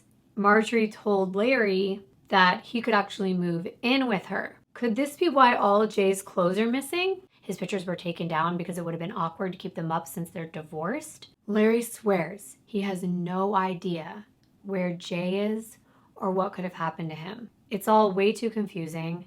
Jay's family said no one ever told them about any kind of divorce. Marjorie explains her and Jay had been divorced for years. They did it for financial reasons and they stayed together for Noah, just until he turned 18, and then they would move on, and they had been allowed to see other people already. After more investigation, they find out that on the afternoon of September 8th, Jay did go to his warehouse. There was evidence that he made several business calls, used his computer to send out emails and search for routes to travel. There was video surveillance of him at a gas station not too far from his house. They had locked down his whereabouts until 5 p.m. on September 8th, and then after that, the trail goes cold. The case is kind of at a standstill. They don't have enough for an arrest warrant, but they were about to find something of significance. October 23rd, 2004 at 10 a.m., Butcher gets a call. They found Jay's Ford Bronco. It was abandoned in an apartment complex just a few miles from the Orpans' home. The doors are locked. She looks in the back and the back seats have been folded forward and the window at the back of the truck was open. It's sort of like if, let's say, you're moving something. It's large, it has to stick out of the back. She makes a note that the driver's seat was pulled up closer to the steering wheel, which she thought could mean someone Jay's height did not drive the car last. Oddly, there was also a can of air freshener spray on the center console. You can see it here. They had the truck transported to the police station where they put it into a special evidence garage. This is where the forensic teams would come in and test it. Only a couple hours later, at 1:30, the Phoenix Police Department gets a call about something horrific that was found in the North Phoenix desert. This particular area was surrounded by homes and businesses, but there's barren, undeveloped land between them. One transient man had been sleeping in that area for a while. It was off Dynamite Boulevard. I looked it up, and the only Dynamite Boulevard that I could find was East Dynamite, and that was about 13 minutes away from the Orban house. It turns out that this transient man that was living there stumbles upon something pretty big that's underneath a piece of ripped up carpet. I'm going to show you actual pictures of this so you understand what he was looking at. You can see there's a big piece of what looks like a rug that you rip up from your home. Looks like it has a big stain on it. It looks like trash. There's also some kind of bags and rags or something inside of the rug. I can't really tell what it is, but the man kind of thinks there could be something of value under there. So he starts to remove the rug and finds something wrapped in a thick industrial plastic wrap. It's wrapped a few times. As he goes deeper, he finds a plastic Rubbermaid container. Of course, at this point, he's invested. He's curious about what could be inside, so he decides to open it. Inside, there's a black garbage bag, and he starts to rip it open, and that's when he finds something that makes my stomach turn. The first thing he notices is the smell. It was this thick, hot, rich, musty, putrid odor. It makes him gag. He looks inside, and with the hot Arizona sun shining down, he sees blood and hair, and he jumps up. He knows it's human remains, but what's even worse is that it's only part of a human body. He runs to the nearest gas station. He calls the police. Detective David Barnes, a homicide detective, was the lead on the case. He arrives to the scene and he finds a decaying portion of a human body. It was cut and dismembered. Only the torso was in the container. It was sliced just above the belly button and below the knees. It was unreal. They could tell it was a man. His stomach had thick black hair on it. He was still wearing a pair of bloody denim shorts with a black belt, and his genitals were still attached. No head, no arms, and no legs. None of his organs were still inside either. Inside one of the pockets of the bloody pair of denim shorts was a set of car keys. The remains are sent to the morgue. This is obviously a homicide. Nobody cuts themselves up and puts themselves into a plastic container, but it's not, I was gonna say cut and dry, but that's really inappropriate. I'm sorry. It wasn't easy to positively identify a torso. Even an autopsy wouldn't be able to tell them much. The denim shorts are removed, and inside the pockets, they find some money and a set of car keys. Detective Barnes takes the money, the shorts, and the keys, and the other items into the evidence room to dry them out so that they could be examined by a forensic technician. There are several detectives that are working separate cases and chatting inside this evidence bay. Barnes mentions he found a torso, and then he's working on preserving the little evidence that they had, including a set of Ford car keys. Detective Butcher is standing right there. After knowing about the torso, it seems so inappropriate to say the name Butcher, but she hears him say Ford keys, and she tells him she just found an abandoned Ford Bronco. And that case that she's working on is associated with a missing person. Of course, they waste no time. They test the keys, and they are a perfect match. They found Jay Orban's body. It's sad. I feel for Jay. I feel for Noah. It's sad. I just keep thinking, poor Jay. With the body being found so close to where the Orbans lived, police knew Marjorie was lying about Jay not coming home. It's not like the movies. You can't just bring someone in right away and start questioning them and arresting them.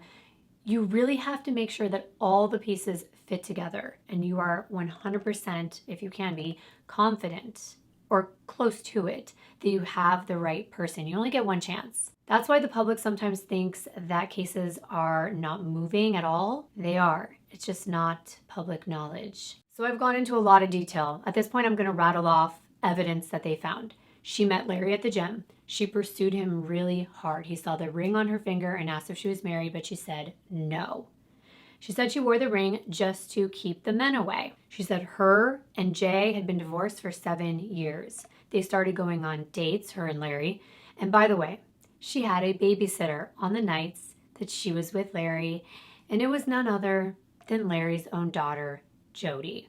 Jody was in her mid-30s. She had kids of her own, and one of them was the same age of Noah, and they played together. She would go on to tell Jody she longed for a real family man like Larry, a good father figure for Noah. And that just makes me so angry and so sad because Jay was a good guy. Look at these home videos. It makes me sad. It makes me cry. It's not fair. We can see that Jay is a good dad. He loves his son. Larry gives them dozens of love letters that she wrote to him about how she felt like it was living in a movie when she was with him. And every time she stared into his eyes, she would melt. Once again, she's telling lies about his sperm, but she tells Larry that Noah is not Jay's child, that his sperm wasn't strong enough, so she had to get a donor. Larry explains that by August, just basically a month ago, they were in a committed relationship. She's pushing Larry to sell his home. She wants to sell her so they could combine the money and get an even bigger house. Larry had become a fixture in her and Noah's life. Noah's life. If you can believe this, she had Noah calling Larry dad. This woman is evil, or is she? September 9th, the day after Jay was expected home, Marjorie keeps Noah home from school saying he's sick. At 5 p.m., she makes that trip to Target to get all the cleaning supplies. The next day, a not sick Noah goes back to school. Around noon, Marjorie goes to a Lowe's and makes another purchase. And this is the one that is very questionable. I'm going to go ahead and play the security footage. What's weird is the security footage looks like it's from Target, but they kept saying it's from Lowe's. But I feel like it's from Target, but either way, here it is. If you're looking closely, you can see she's buying actually 2 Rubbermaid containers, and one of them is found in her garage, unused. Jay's mom says that she remembers Marjorie being short with her on the phone one day after Jay had gone missing. And she said it was because she had to go. She was remodeling the garage for Jay, and that she had to have the epoxy paint on the floors before he came home. Whether this was a slip up or not, investigators find the floors are fully repainted and they're covered in epoxy. This makes it impossible to find any traces of DNA or anything of evidentiary value. See the floors. They are spotless. This epoxy is like a glaze. If you can imagine a thick, glossy glaze, they're not going to be able to separate blood, if there is any, from the epoxy to test it. It's all combined and hardened.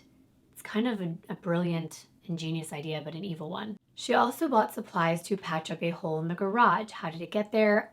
We don't know. But Jay's brother says he saw it. He pulled up looking for Jay one day and it had already been patched up, but it was freshly painted.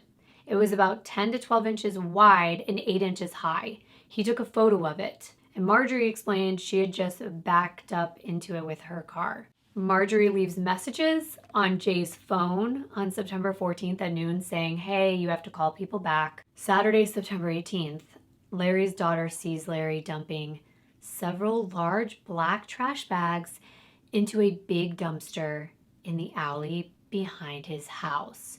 She thought it was odd. Larry lived by himself. He never had that much trash.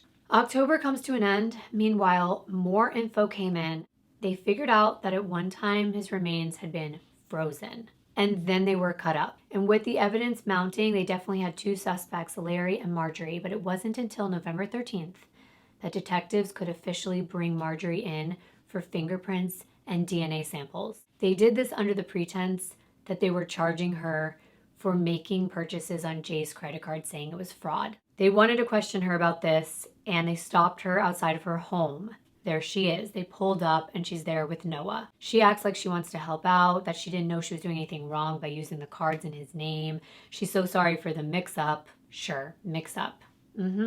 I do have the interview footage. I'm going to play some of it for you. And if you have any questions, comments, leave them below. We get a call out there that there's a credit card in your husband's name and your husband is missing. Tell me what the story is. Because apparently you've been using the credit card for no problem, right? I always have. My husband is missing and he is not here generating income. Mm-hmm. We both he ran the business and I helped him. So for 7 years, you have this account. It has his name on it. His name on it. And your name? It says J.M. Orban. Okay. And the debit card. And I just used the debit card. And for 7 years? And, Okay. Am I getting myself in big trouble saying that I don't see it. If you got it in two people's names, I have one with my daughter's name on it. No, it says J.M. So that means No, J. Michael Orban. Oh, okay. It was his account. I thought it was like J/M. No, it was his account that he had me using. And he knew about it, of course. And he was putting the money in it. Yes, every week. Okay. You've used this in the past, this credit card, because I saw the Circuit City said you bought stuff with no problem. I don't know why they are saying they've closed Jay's account. And I love how she is saying like the J.M. And then the detective, I don't know if he was being honest or if he knew or if he was trying to kind of make her think he was on her side. But he says, oh yeah, so it was you and him on the card. And she's like, no, it was his middle name. And that changes everything. I know Detective Barnes has been working on this missing persons thing. And I'm really upset with him because he brought us in to tell us that he thinks that they found my husband. Mm-hmm. I'm sorry, he's my husband in my mind. And they told his parents that they're 100% sure it's him. Mm-hmm. His parents are in their 70s and just completely distraught and completely, they're older physically than their age. They're not well and they've been through hell and they're distraught. And he told them that he's 100% sure that it's my husband. Mm-hmm. Before the DNA, before the test. And I think that's just very irresponsible because his mother's just going to die. What do you think? I don't know. You don't know? Don't know. At first, I thought he'd just come walking through the door any minute. I don't know. I know I have to tell my son that when he says, did Daddy forget us? That his father forgot about us. I'm not supposed to be talking about this matter. But I had to tell him that I am sure that something terrible has happened. I don't know what. Daddy might have had an accident or some bad guys might have robbed him.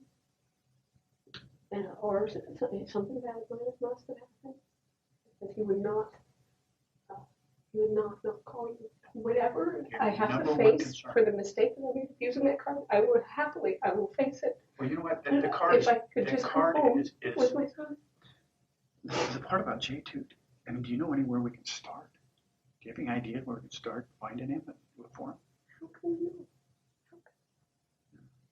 What, I want him back here. When what makes you so... More than anyone in this world. I'm just afraid of something I say being misconstrued or taken out of context or read in a way that it might not be fact. I mean, I have been told, well, you bought this, so you bought this, so you must think that you must have, so that meant that you thought that Jay wasn't coming back. I went, no, that's not what it meant.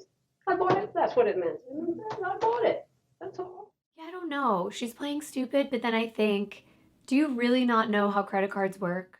When was the last time you saw Jay? See, this is the thing that I really am terrified of sitting here and answering questions. I want to answer any question that you want answered. I will tell you the truth. I will as best as I know, I will tell you anything you want to know. But I have a little boy out there that may have lost his father, and I'm terrified of him losing his mother. And I don't want to say anything that may be taken out of context,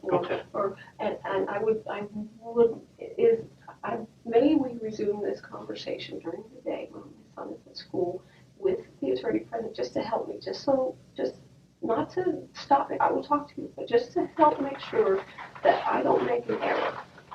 And I don't mean cover my behind and hide a lie. I don't mean protect anyone else. I don't mean that at all. I just mean I have to, given what I have at stake, well, my life, you know, if I'm blamed for this, I have a little boy out there that needs me. He needs his father too.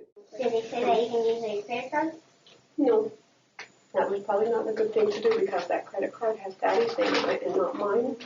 And you're not supposed to really use a credit card unless it has your name on it. I don't like how she's explaining everything to her son.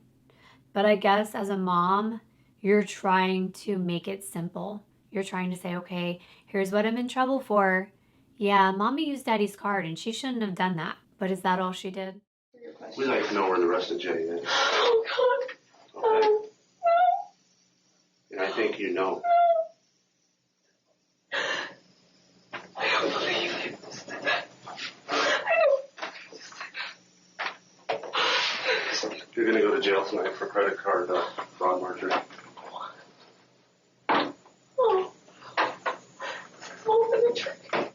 Yeah, she should want a lawyer. I wouldn't even be questioned without a lawyer, even if I was innocent, because it is scary. You don't know if things are going to go south and you do end up getting things pinned on you that you didn't do. While she's being questioned, though, they go back and look at the garage again. They find out that the garage ceiling had been painted, so had the walls, and there were cardboard pieces just taped to the windows so that nobody could see in. A bunch of the cleaning supplies were missing out of Marjorie's house. They looked all over. There were missing mops and just bottles were all gone already.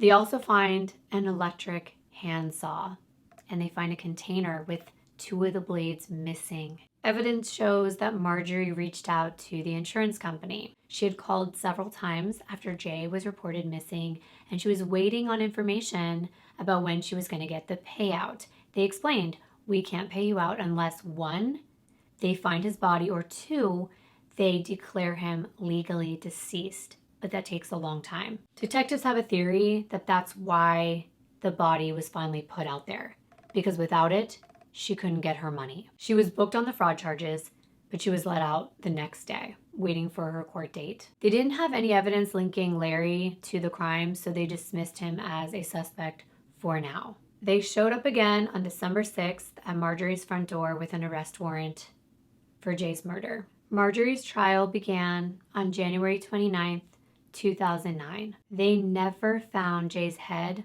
or other body parts. She was up for the death penalty, so her defense team is fighting for her life. Here's some clips from the prosecution. She got his gun, she took it out of his briefcase, and she killed him. Cuts through Jay's tibias and the vertebrae were consistent with being made by a jigsaw. Now I want to play you a couple clips from the defense. They argued it was Larry that killed Jay. Larry Weisberg is the one who committed this crime. He says he has nothing to do with it, and here's part of that. She said, I'm scared. I'm real scared. I want to run away. I want you to come with me. And I said, what? Do you know anything about what happened to Jay Orban? Absolutely not. Did you have any involvement whatsoever in the murder of Jay Orban? God, no. You're a truthful man, right? To a point. So that means sometimes you will be truthful and other times you will not be truthful. Is that correct? Yes. That was your voice. In the background, yes. Yes. Yes. The prosecution actually tries to get Larry to pick up a Rubbermaid container weighing the same as it would if Jay's remains were inside. And you can see he pretends like he can't. This is awkward. Yet he states that Marjorie was so fit she could bench press 100 pounds and that she did so much construction that you shouldn't underestimate her just because she's thin. She could definitely move that container. The prosecution called Marjorie's cellmate, who told them that Marjorie admitted to the whole thing.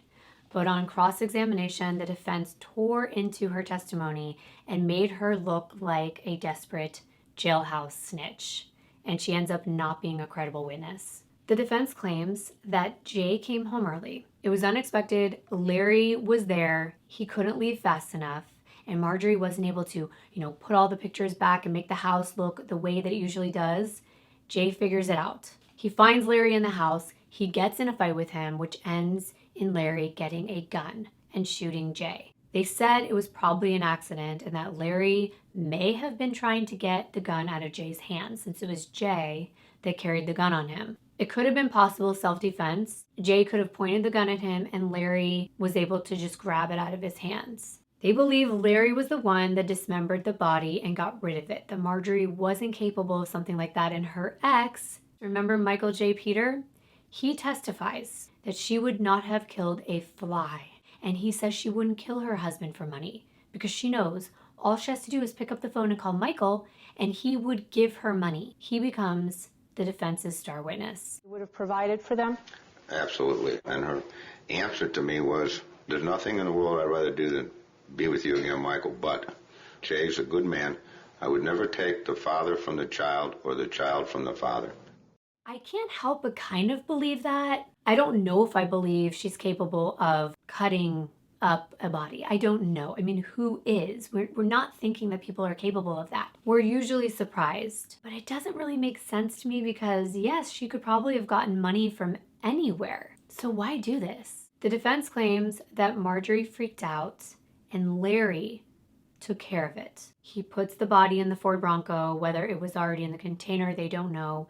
But yes, she knew he was deceased and she kept quiet. So this was her defense. She didn't say anything because she was scared. She didn't want to lose her son. But then I'm thinking, ultimately you do lose your son. That's another reason why I'm back and forth. Obviously, I do not like Marjorie, and I'm sure she did it. If not, she had something to do with it. But I keep thinking after everything she did for Noah and to get Noah, why would she even risk going to jail or going to prison? Why would you even risk that? After, I believe, an 8-month trial, the jury deliberated for about 6 hours, and the verdict was read on September 14th, 2009. Jay's family didn't want the death penalty for Marjorie. They were not that callous like her. After all, she was Noah's mom. But they wanted her to pay for what she did. I'm going to go ahead and play the verdict for you. You reached a verdict on all counts? Yeah. Would you announce the verdicts, please? We, the jury, do unanimously find the defendant guilty, signed by the foreperson, juror number 15. We, the jury, duly impaneled and sworn that the defendant shall be sentenced to life. Are you surprised? Are you not surprised? Marjorie maintains her innocence until today. Here are some of the things she says. I'm going to be on death row for something I didn't do. I will never let my son hear me say that I did this to his father. I'll let them kill me first. I am not a murderer. And my son has been told horrible things about me, and I did not kill his father. I trusted someone that I should not have, and I aided and abetted someone that I should not have. I'm paying a price, and that person is not. I felt for her here and there, but whether she did it or was merely an accomplice, it was her choices that led to Jay's death. And the way that she spoke about a man that gave her the world, including what she longed for more than anything, a baby, makes me so sick to my stomach. In the end, Marjorie was still doing what she did best, setting the stage. because whatever happened that night, she was involved one way or another. Thank you all so very much for watching another one of my videos. Don't forget to subscribe, hit the notification bell so you don't miss out. That's all I have for you today. I'll see you in my next video.